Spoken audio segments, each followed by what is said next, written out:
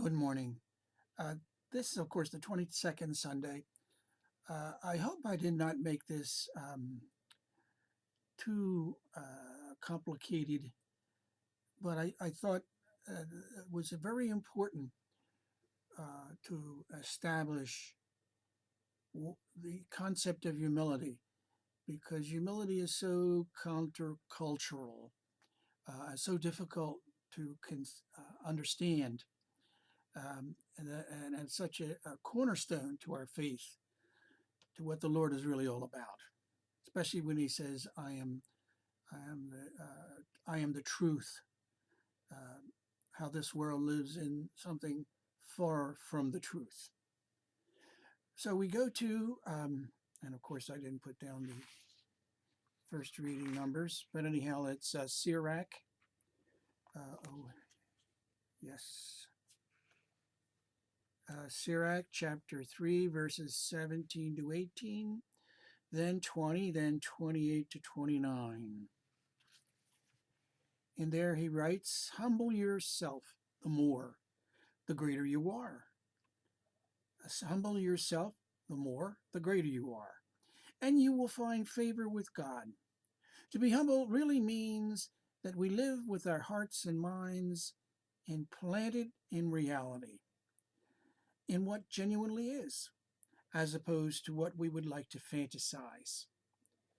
The word humble comes from the Latin word hummus, but not the one that's the hummus that we eat, the two M's, but rather one M, Humus, that means ground, earth, soil. Therefore, to live and to think humbly means to live with our 2 feet firmly planted on the ground, on what is real.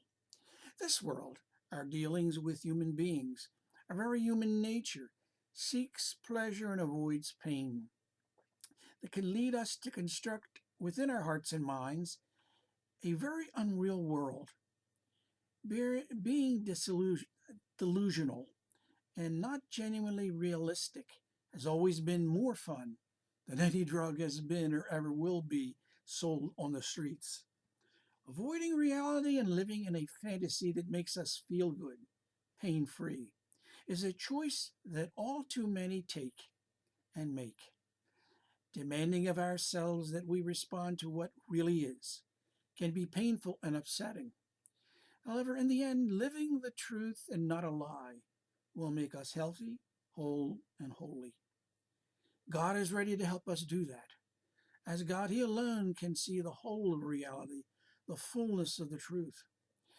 In seeking to avoid reality that we may find it painful to accept, we may naturally choose to delude ourselves by changing the world we choose to live in within our minds, by constructing a pain-free, pain-free, fantasy-filled world in our minds.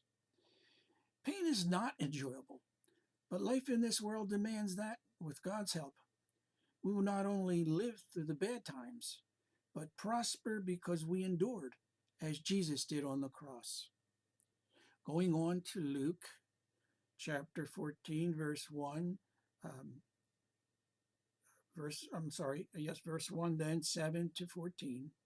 The social culture among those of high standing was to take pride in one's elevated stature among the upper echelon and demand that their position was recognized by their peers. Jesus was indirectly trying to get them to realize that what really matters was what God thought of them, not their peers.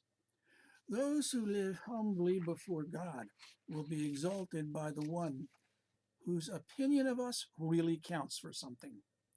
The recognition they sought from their peers would disappear at one's death. But the rewards that God gives for one's good works, especially for the poor, the crippled, the lame, the blind, will last forever.